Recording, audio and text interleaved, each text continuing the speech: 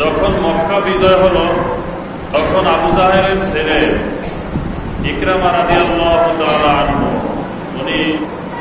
উনি যখন পালাচ্ছিলেন, মক্কা বিজয় হয়ে গেছে, উনি পালাচ্ছিলেন। পালাতে গিয়ে উনি আবিসিনিয়ায় যাবেন। আবিসিনিয়ায় যাওয়ার পথে সামুদ্রিক পথে যেতে হয়।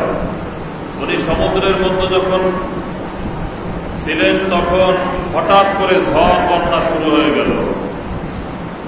সকল কাফেরেরাই তখন পালাচ্ছিলেন। মক্কা বিজয়ের পরে আবু জাহেলের ছেলের কাছে ইকরামার সাথে পালাচ্ছিলেন। তখন কাফেরেরা এক বাক্যে সকলে মিলে তখন বললেন, আজকের এই বিপদের হাত থেকে আমরা যে দেবতাদের ডাকি, লাত, উজ্জা, মানাত, এদেরকে যে ডাকি, এরা আমাদেরকে আজকে বাঁচাতে পারবে না। আজকে যদি বাঁচাতে পারে কেউ, তাহলে স্রষ্টা মুসলমানদের রব, সে হলো আল্লাহ। আল্লাহ ছাড়া আমাদের আর কেউই বাঁচাতে পারবে না। আবু জাহেলের ছেলে ইকরামা রাদিয়াল্লাহু তাআলা আনহু মনে মনে পরিকল্পনা করলেন, আজকের এই বিপদের, এত সংকটময় বিপদ, এই কঠিন মুহূর্ত, এই সময় যদি আল্লাহ আমাকে বাঁচিয়ে দেন। আবু জাহেলের ছেলে উনি মনে মনে পরিকল্পনা করতেছেন, আমাকে যদি এই বিপদের হাত থেকে আল্লাহ বাঁচিয়ে দেন, আমি বিপদ থেকে উঠে আমি আল্লাহ রসুলের কাছে হাতে হাত রেখে আমি মুসলমান হয়ে যাব। ইকরামা রাদিয়াল্লাহু তাআলা আনহু ঠিক তাই করলেন। বিপদের হাত থেকে উনি যখন উঠে গেলেন, ওই সমুদ্রের কিনারায় যখন পৌঁছে গেলেন, তখন ফালাম্মা নাজ্জাহু মিনাল বাহরি আ'রাদাতুম, তখন আবু জাহেলের ছেলে ঠিকই আল্লাহ রাসূলের কাছে হাত রেখে মুসলমান হয়ে গেলেন। কিন্তু আর বাকি যারা ছিল তারা ফালাম্মা নাজ্জাহু মিনাল বাহরি আ'রাদাতুম, আল্লাহ তাআলা বলতেছেন যে ওই নদী থেকে উঠে, ওই তুফান থেকে উঠে, ঘূর্ণিঝড় থেকে ওরা রক্ষা পেয়ে ওরা আর আমাকে, আল্লাহকে আর চিনল না। তারা আবার সেই তাদের আগের দেবতাদের ডাকাডাকি শুরু করল। এই জন্য আল্লাহ তাআলা আয়াতের শেষে বলেছে, ওয়াকানাল ইনসানু কাফুরা, মানুষেরা আসলে খুব অকৃতজ্ঞ, কৃতজ্ঞতা প্রকাশ করে না। মানুষেরা কৃতজ্ঞতা প্রকাশ করে না। আমাকে আল্লাহ তাআলা যে নিয়ামত দিয়েছেন, আমি যখন কঠিন বিপদের সম্মুখীন হই, আমার স্ত্রী, আমি নিজে, আমার ছেলে মেয়ে, আমার মা বাবা যখন কঠিন বিপদের সম্মুখীন হয়, পৃথিবীর আর কেউ কাউকে ডাকে না, একমাত্র আল্লাহকে ছাড়া।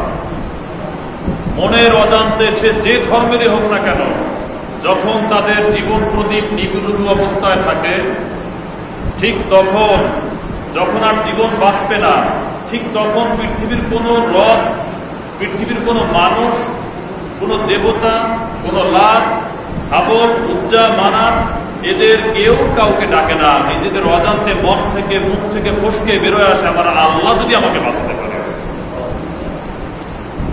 এই সকল মানুষেরা ওয়াকানাল ইনসানু কাফুরা, বিপদ যখন শেষ হয়ে যায়, তখন আল্লাহ রাব্বুল আলামিন বলতেছেন, তখন মানুষেরা অকৃতজ্ঞতা প্রকাশ করে, আমার আল্লাহকে বাদ দিয়ে আবার জায়গায় চলে যায়।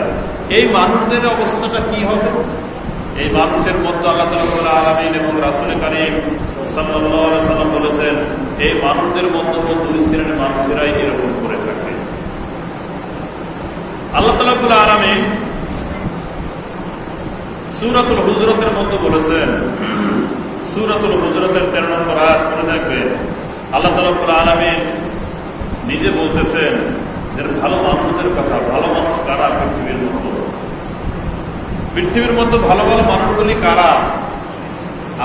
আমি যদি একজন আরেকজনকে প্রশ্ন করি, তাহলে বিভিন্ন সংজ্ঞা দেবেন, বিভিন্ন উপমা দেবেন যে ভালো মানুষ এটা হলে ভালো মানুষ।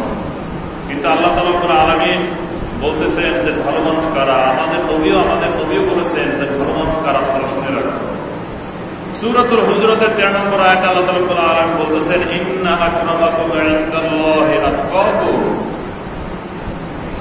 পৃথিবীর মধ্যে সবচেয়ে ভালো ব্যক্তি হলো ওই ব্যক্তি, আল্লাহ রাব্বুল আলামিন নিজে বলতেছেন, ইন্না আকরামাকুম ইনদাল্লাহি আতকাকুম, নিশ্চয় তোমাদের মধ্যে আল্লাহর নিকট সেই ব্যক্তি হলো অধিক মর্যাদাবান, যে তোমাদের মধ্যে অধিক মুত্তাকি।